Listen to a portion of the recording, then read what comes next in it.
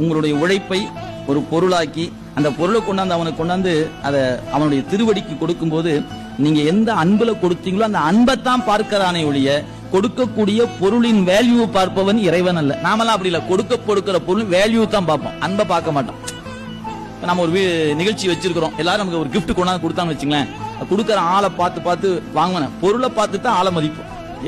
தங்கம் வச்சிருக்காரியா, ஐயா வணக்கம் வணக்கம், அவர் வாங்கி சரிங்க சரிங்க, ஏன் அவர் ஏதோ ஒரு பொம்மை கொடுத்து பாரா இருக்கும், போய் அங்க சாப்பாடு அங்க போய் சாப்பிடுவோம், தங்கம் கொடுத்திருக்காரியா அப்படின்னா ஒரு கும்பிட்ட ஒரு சேர்த்தி போட்டு கும்பிட்டுருமா இல்லையா? ஏன் நாம் பொருளை பார்த்து மயங்குபவர், அவன் பொருளை பார்த்து மயங்க மாட்டான், அந்த பொருளை தருகிறான் பாருங்க, அவனுடைய அன்பை பார்த்து மயங்குவன் இறைவன்.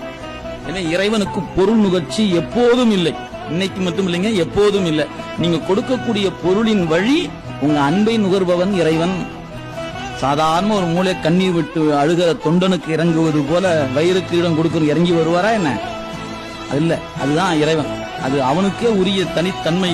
அதான் இறைவன் பொருள் கடந்து நிற்கின்ற புனிதன்.